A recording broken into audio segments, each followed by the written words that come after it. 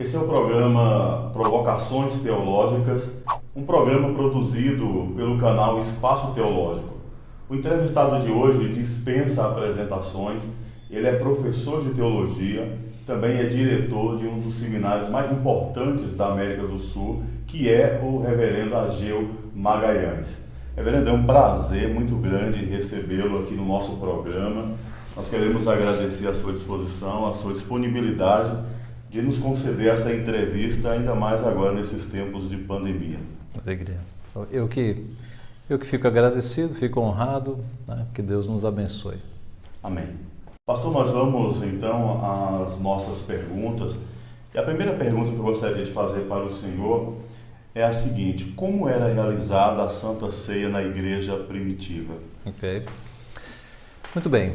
Na igreja primitiva, nós temos o relato de Atos 2:42, dizendo que eles se reuniam todos os dias, eles perseveravam no partir do pão, né? Nas orações, na doutrina, na comunhão. Então, mostra que a igreja primitiva, os nossos irmãos, tinham uma prática de tomar as refeições todos os dias, né? Reunidos. Isso não necessariamente implique que eles faziam a ceia todos os dias, mas sempre que eles se reuniam em culto, eles faziam a ceia, né? Eu creio que o melhor texto para demonstrar isso é 1 Coríntios 11, quando Paulo escreve uma advertência muito forte ali para os cristãos, né? Mostrando que quando eles se reuniam não era para o melhor, mas para o pior, porque eles estavam fazendo a ceia de forma errada. E havia quem comesse demais e havia quem comesse de menos, havia quem bebesse demais ao ponto de se embriagar e aqueles que não bebiam. Os historiadores, quando analisam esse texto, eles mostram que junto da ceia do Senhor, antes, havia uma cerimônia, uma refeição que eles chamavam de ágape, que era a refeição do amor, né? Em que eles comiam de todas as coisas, mas quando chegava na ceia, no ambiente de culto, aí sim eles seguiam estritamente o que o Senhor tinha recomendado. Então, basicamente é isso, eles faziam a ceia com frequência, pelo que a gente sabe, a cada culto eles faziam a ceia. Ali nos primeiros tempos, a ceia contava antes com uma refeição mais completa e depois no ambiente de culto eles participavam apenas de alguns elementos que foram instituídos por Jesus Cristo. Tá? Pastor, ainda dentro desta primeira pergunta, era dominicalmente, todos os domingos? Sim, as evidências dos primeiros séculos mostram isso, que os cristãos faziam a ceia todo domingo. Todo domingo. E talvez a pergunta seja, nós não devemos fazer hoje todo domingo? Sim. A ceia? Veja só, aí a gente entra naquela questão do que é normativo e descritivo. Né? Em Atos, a gente tem essa descrição de que eles faziam sempre que eles estavam em culto. Mas nós não temos normas suficientes, eu diria, que nos ordenem a fazer todos os domingos. É conhecido que Calvino queria fazer todo domingo, o consistório não deixou e ele transigiu. Ele achou que isso não era um assunto assim essencial. Nas igrejas reformadas, nós temos essa linha também. Algumas fazem todos os domingos e outras entendem que é algo que não precisa ser dominical, pode ser mensal, bimestral. Né? Então nós não temos no meu entendimento, um mandamento que nos obrigue a fazer todos os domingos. Se a igreja puder fazer todo domingo, pecando não está, com certeza. Ok. Reverendo, o que é a ceia na concepção da teologia reformada? Ok. A ceia é considerada pelos teólogos reformados, porque seguem a Bíblia, um sacramento. Né? Um sacramento. E o que é um sacramento? Nós temos uma visão muito parecida com a de Agostinho. Agostinho dizia que o sacramento é um sinal visível de uma graça invisível. Isso é, nós vemos os elementos. Então nós vemos o pão, vemos o vinho e vemos a água. E eles são elementos exteriores para significar algo de interior que ocorreu no nosso ser, no nosso espírito. No caso do batismo, nós vemos a água e ela simboliza exatamente o lavar regenerador do Espírito Santo, que nos lavou. Nós vemos o pão e ele significa o partir do corpo de Cristo. E nós vemos o vinho, que ele significa o sangue que foi derramado na cruz do Calvário. Então, do ponto de vista assim da teologia, o sacramento é esse sinal visível de uma graça invisível. Chegando mais perto das Escrituras, há uma palavra no latim que nos ajuda. Na verdade, sacramento é a tradução latina de mistério. Mistério, né? E então, o que tem muito a ver mesmo, porque a gente percebe que o sacramento é um rito misterioso que Cristo deixou para nós, né? Como explicar o lavar regenerador do Espírito simbolizado na água? Como explicar que comendo pão e comendo vinho, que são elementos do nosso dia a dia, há uma união mística e sobrenatural com o próprio corpo de Cristo? Porque nós não cremos que eles são apenas símbolos, nós cremos que eles são de fato o corpo e o sangue de Cristo, né? Então há muito mistério envolvido no sacramento e de fato a palavra sacramento significa mistério, tá? Então é basicamente isso. Pastor, ainda dentro dessa pergunta que nós fizemos, o que separa necessariamente essa concepção reformada das outras concepções que não são reformadas, né? A gente sabe que tem a concepção zwingliana, né, luterana, e as igrejas de hoje, como a gente faz essa distinção aí para o nosso ouvinte entender? Do ponto de vista da ceia, de fato foi debatido durante muito tempo o significado da ceia, né? Então você tinha os católicos que diziam que criaram a doutrina da transubstanciação. Transsubstância, a ideia de que a substância do pão e do vinho é transformada no sacramento. E eles entendiam que o pão ou a hóstia, né, era transformado em corpo de Cristo. E por isso você não podia morder a hóstia. E eles entendiam que o vinho se transformava em sangue de Cristo. Havia uma transformação da substância. Os reformados, voltando às origens, que é a Bíblia, não viram base para isso, né? Os reformados se dividiram um pouco nesse tema, né? Os calvinistas ou presbiterianos entenderam que na ceia nós temos sim o corpo de Cristo, a presença na verdade de Cristo espiritual, mas é uma presença real, tanto no pão quanto no vinho, presença real de Cristo, tá? Os zwinglianos entenderam que não havia presença nenhuma ali, era apenas uma recordação, um em memória de mim, apenas uma recordação do que aconteceu. E os luteranos ficaram, digamos aí, quase no meio do caminho, não entendendo que havia uma transformação nos elementos, mas que Cristo estava ali de alguma forma presente, até que fisicamente, né? A chamada consubstanciação. A meu ver, né, e não é porque eu sou pastor presbiteriano, é porque estudando o tema você percebe que a doutrina mais bíblica está de fato do lado reformado dos presbiterianos que seguem Calvino e as outras igrejas reformadas que seguem Calvino, porque Cristo, na instituição, ele fala, este pão, o evangelista fala, Jesus tomando o pão disse, isto é o meu corpo. Tomando o vinho disse, isto é o meu sangue. Então mostra que não há transformação, Cristo não transformou nada na ceia, e ele chamou o pão e o vinho de pão e vinho, mas ele pegou e falou, isto é meu corpo, isto é meu sangue. Que eu creio que isso chega mais perto do que nós entendemos da concepção reformada e presbiteriana. Ok. Tá? Reverendo, nós vamos fazer agora a pergunta mais crítica da nossa entrevista, eu creio. O tema nosso é a polêmica da ceia online, e eu vou aqui direto ao ponto e pergunto ao senhor, o que o senhor acha da ceia online? Se é que existe ceia online, né? Sim. Então, em primeiro lugar, é muito louvável o sentimento de pastores e de crentes que tentaram dar um jeito de participar da ceia. Isso é louvável, a gente tem que admitir. Mas, a meu ver, não foi o jeito certo, porque a nossa concepção é a seguinte. O assunto sacramento, ele é um assunto muito caro aos olhos de Deus. Tá? E é tão caro que você consegue, olhando para o Novo Testamento, especificar como fazer um sacramento de forma correta. Aliás, Paulo temeu tanto esse assunto que quando ele vai, digamos, advertir a igreja de Corinto, ele começa, depois da advertência, ele fala assim, aqui no versículo 23, porque eu recebi do Senhor o que também vos entreguei, que o Senhor Jesus, na noite em que foi traído, tomou o pão. Ele repete essa expressão no capítulo 15, quando ele diz, antes de tudo vos entreguei o que também recebi, 2 pontos, que Cristo morreu pelos nossos pecados.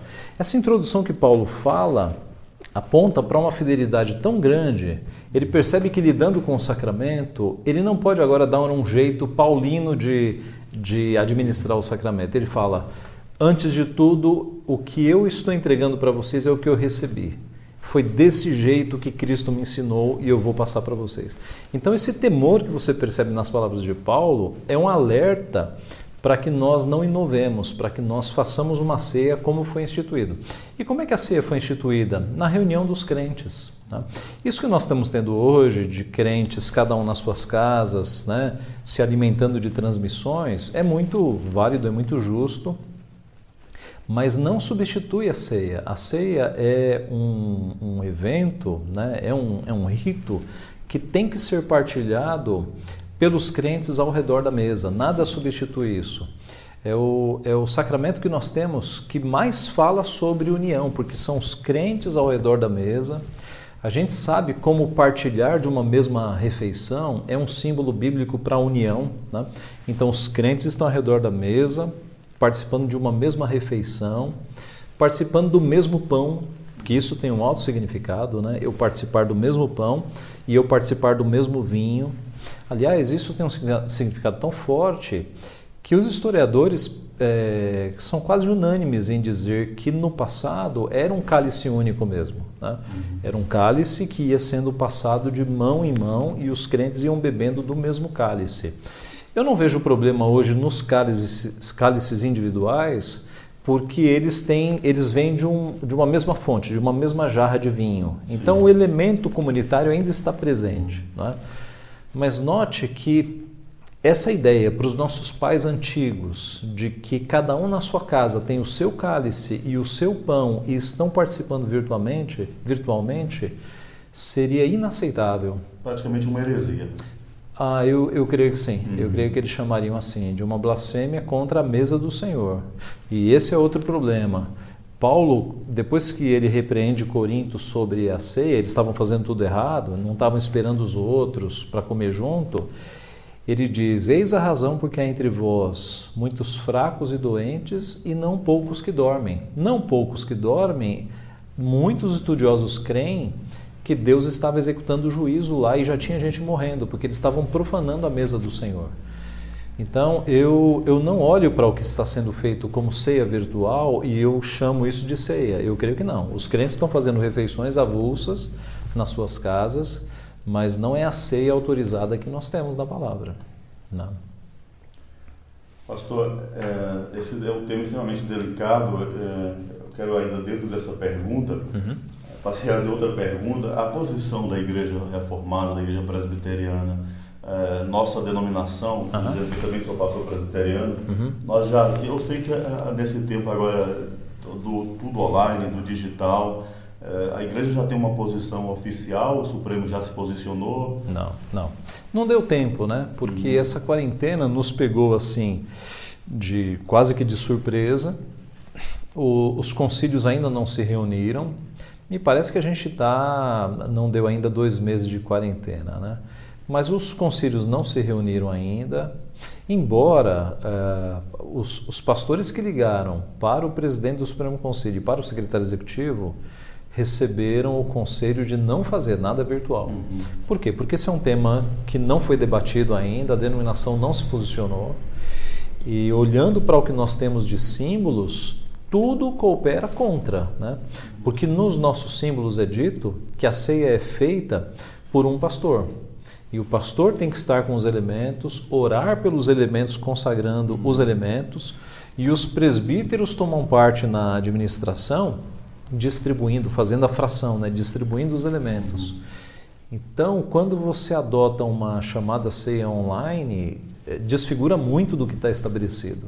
Por isso o conselho eu julguei sábio do reverendo Roberto e do reverendo Juarez para que não fizessem, aguardassem pelo menos um posicionamento do Supremo Concílio, que é a Assembleia Geral da nossa igreja. Ok, pastor. Reverendo, esta pergunta agora praticamente é decorrente da outra pergunta. Pastor, se a igreja está sendo edificada através da palavra do seu pastor, da oração do seu pastor e também da bênção apostólica do seu pastor, ela não poderia ser edificada também pelo sacramento da ceia? Boa pergunta, muito boa pergunta. Olha, eu creio que não. Por quê?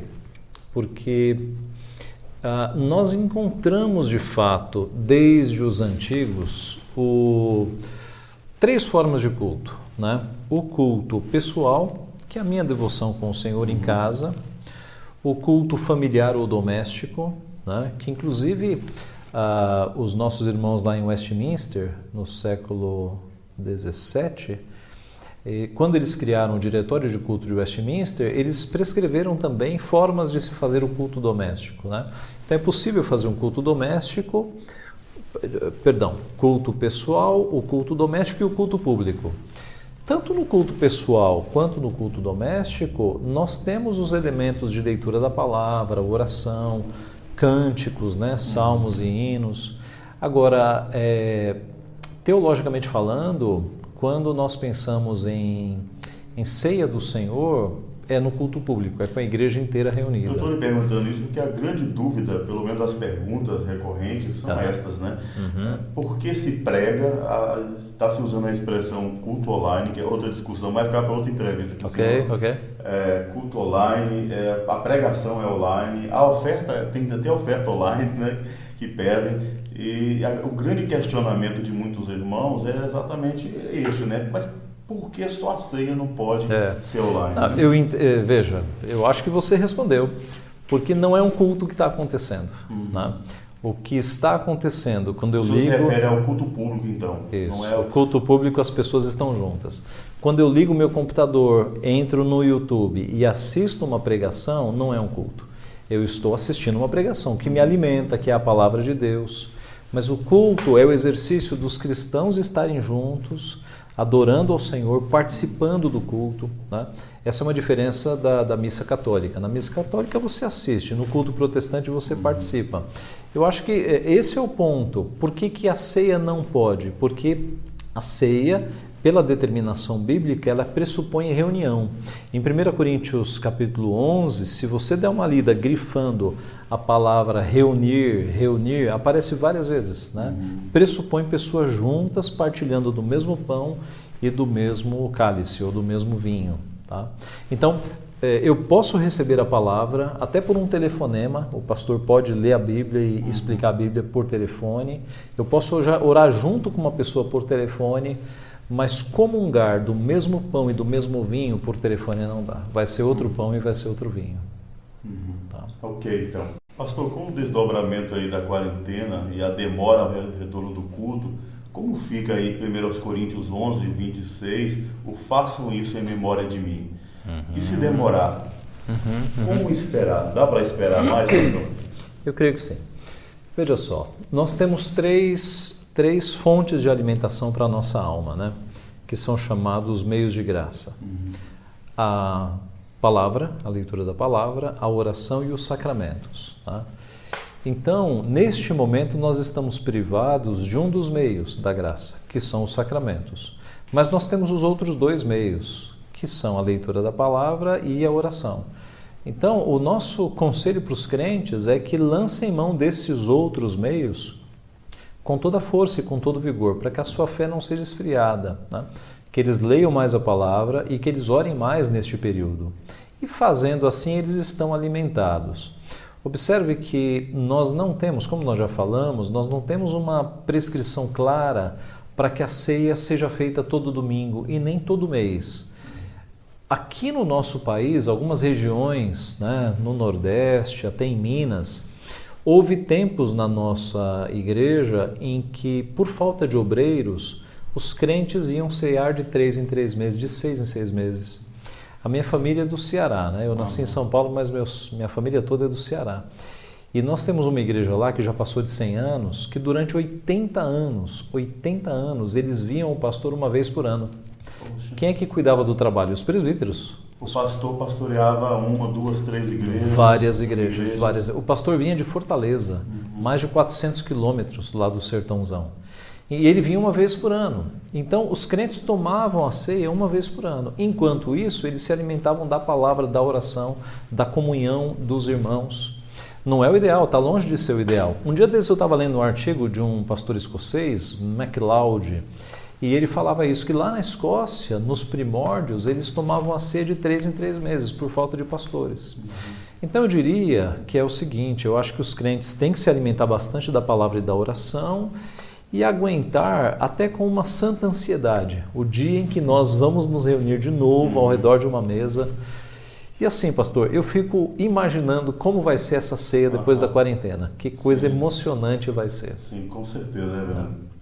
Talvez aqueles que estão praticando agora de forma precipitada perderão. Vai perder esse momento, esta bênção. É verdade, é verdade. Muito bom, pastor. Reverendo, qual a palavra que o senhor deixa para os irmãos que, além dos sofrimentos que estão passando com esta quarentena, com o distanciamento e sendo privados de um desses meios de graça, qual a palavra pastoral que o senhor pode deixar para eles? Tá. Olha, minha palavra é a seguinte, se eles estivessem internados no hospital, privados de ir à igreja, eles fariam de tudo para ter comunhão com Deus, leriam a Bíblia, orariam, né? Receberiam irmãos que pudessem falar do Senhor. Então meu conselho é parecido. Nós estamos, digamos assim, nos resguardando de ir para a igreja por uma causa vital que é a preservação da vida, né? Agora, a gente tem que se preocupar para que o nosso coração não esfrie. E para isso nós temos a palavra de Deus na nossa língua, graças a Deus. Então, o conselho para os crentes é: leia a Bíblia todos os dias, tenha períodos de oração mais do que quando antes da quarentena, né? Outra coisa importante, eu creio que todas as nossas igrejas se adaptaram para continuar alimentando os crentes pela internet, com escolas dominical online, com transmissão dos seus sermões, né? Com transmissão dos cultos. Então é importante que os membros aproveitem que tem mais tempo e não descuidem disso. Eu já estou percebendo, colegas têm me falado de crentes que, embora estejam em casa, não têm participado dos trabalhos online, né? Então, isso eu diria que é indesculpável, porque se um crente tinha desculpa para não ir na igreja no domingo, né, e a gente sempre acha que não há desculpa para isso, qual seria a desculpa agora para ele não ligar o computador e não acompanhar? Ouvir o seu próprio pastor. Ouvir o próprio pastor. Esse é um ponto também. Um dia desses um colega nosso escreveu sobre isso. Alguns crentes que, ao invés de participar das programações da sua igreja, ficam agora buscando programações de outras igrejas. É uma desvalorização, né? Esse é um tempo para nós estarmos em comunhão com os membros da nossa igreja, né? Algumas igrejas têm transmitido via programas de videoconferência, como o Zoom, e é uma oportunidade tão boa de nós vermos os rostos, né? Que nós não podemos estar presentes ali, mas é um momento de comunhão. Então eu creio que os crentes têm que não descuidar da vida de oração, da leitura da palavra e aproveitar os momentos e os instrumentos que as igrejas locais estão providenciando, participar de todos para que haja ainda uma comunhão com a igreja local. Tá? Muito obrigado. Nós entrevistamos o reverendo Argil Magalhães, como nós mencionamos. Ele é o diretor do seminário Reverendo José Manuel da Conceição. Pastor, foi uma alegria revê-lo. Reverendo Argil foi meu professor de teologia sistemática. Reverendo Argil, eu sempre, quando alguém fala dele, eu considero o Reverendo Argil como um polemista, né? Alguém que defende a igreja das heresias que acabam surgindo dentro da própria igreja, um homem piedoso. Ele falando aqui da ceia, ele se emocionou. E um pastor de ovelhas, um teólogo também. E é uma alegria, pastor, poder tratar este tema aqui com o senhor. Valeu muito a pena esta entrevista ao nosso canal. O senhor enriqueceu aí o nosso canal com este assunto. Eu gostaria então de passar para o senhor fazer aí as considerações finais. Sim, eu que agradeço, né, o teu carinho e é uma alegria revê-lo de novo. Que Deus abençoe muito este canal, essa série de programas, né, para que muita gente seja edificada. E que Deus nos abençoe neste período de reclusão para que a igreja saia fortalecida, né? Para que quando tudo voltar ao normal, nós estejamos mais fortes seguindo ao Senhor. Que Deus nos abençoe. Amém. Se você gostou desse programa, deixe o seu like e compartilhe para que outras pessoas possam assistir e serem aí instruídas, edificadas por esta apresentação, pelo aquilo que o reverendo Ageu nos ensinou aqui neste programa.